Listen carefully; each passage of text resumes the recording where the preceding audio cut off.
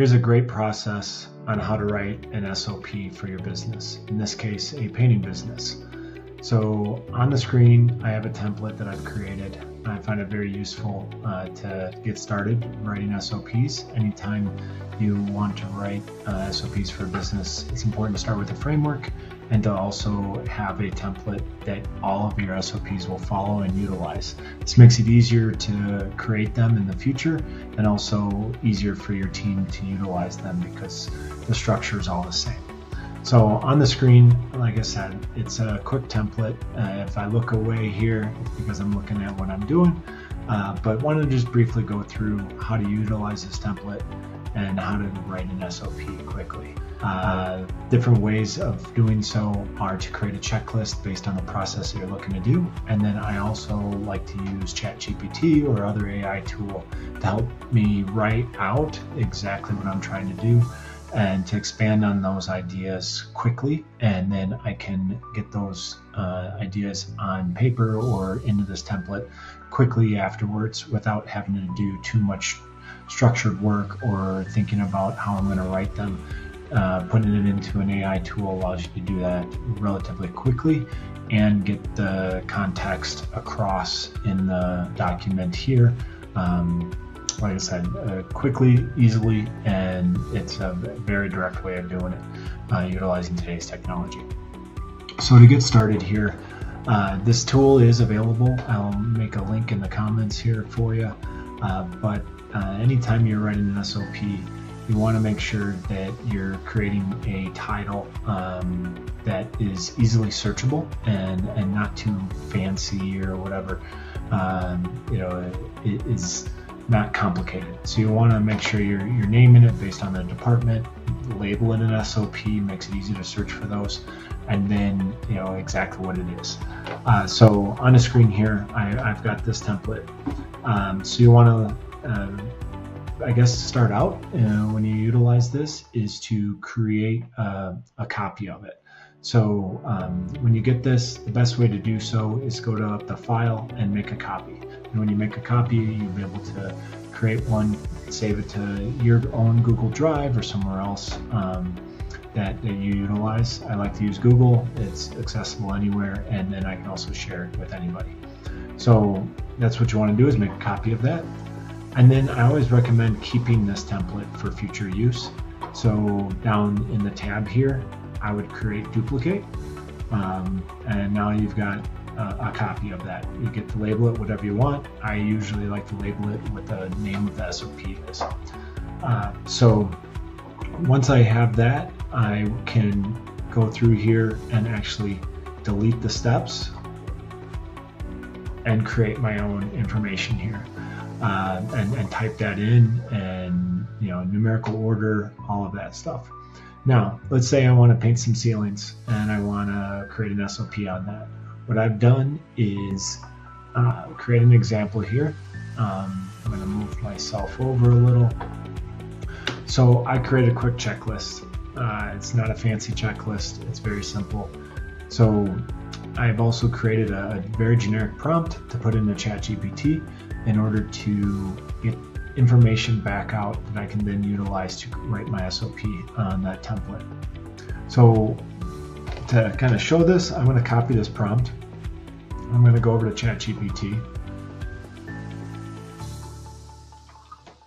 paste in the prompt, Shift Enter here, go back over, and I'm going to grab, let's see, I want to call it, I have a title of it. Gotta switch screens back and forth real quick, and then copy my list of steps, and then paste this in. So I've got my prompt, write an SOP for my painting company and my crew to use when painting ceilings using the following checklist. Fill in any necessary blanks or additional relevant steps based on information available in the search. So you can also click on reason, and this will help it reason and find information in order to put this together for you.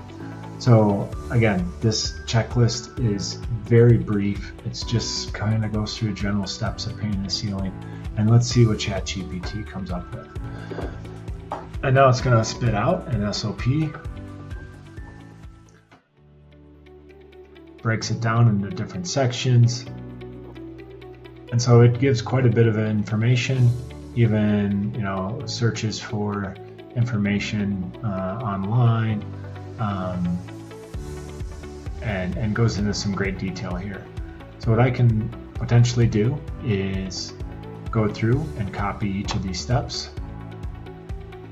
and put those into the document over here when I want to make an SOP, and fill in who, when, resources, revised, and the different steps, the tools. All of that information will then fall into the document, and that's exactly how you can write it very quickly and easily, just by creating a checklist and then putting it into ChatGPT.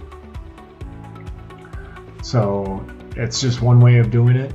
You can also, go into great detail, or you could take out some of this detail.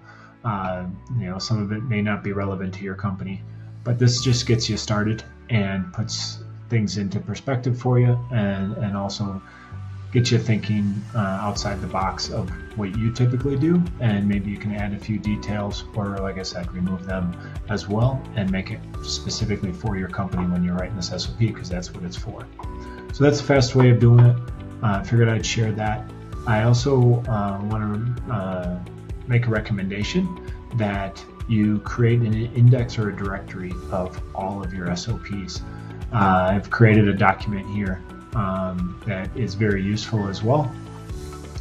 So what this is basically an index. At the bottom, I've got different types of departments that may or may not be relevant to your company, but obviously you can change those. And then you can easily add in information based on each SOP that you write.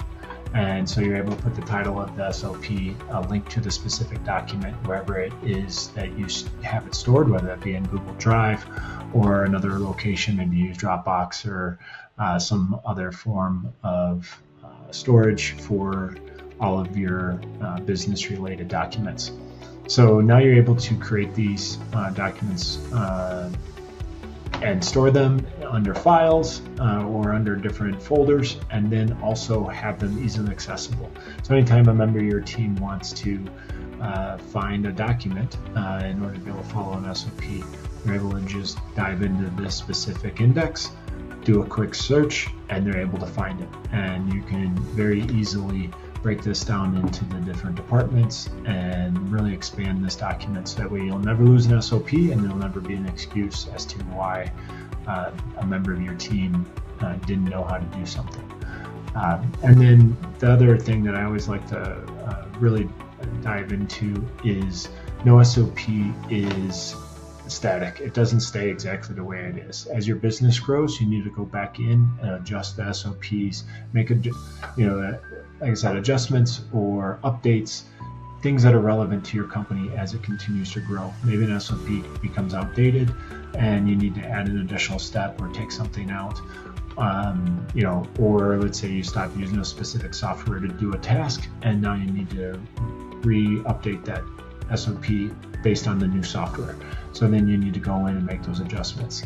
So that's one of the things that in the actual SOP document, you can see here that we've got a revised date. So you'll want to definitely include that and who does the revision, and that way hey, this has been updated recently, or it hasn't been updated recently. I've also got that in this document here, which is the last updated date. So once again, it keeps things fluid and moving and up to date as much as possible. So those are a few of the documents that I've got shared, and then maybe you got to this video based on the article on our website. If not, I'll also include a link to the article in the description of the video, so that way you can utilize this in the future and with an actual article based on how to make an SOP for your company. So wish you all the best. If you have any questions, reach out to us. Happy to help in any way we can. And we also provide other services as well. So hit us up. If you like this video, definitely hit like, subscribe, and share with other people. We appreciate it. and happy to answer any comments at all that you may leave for us.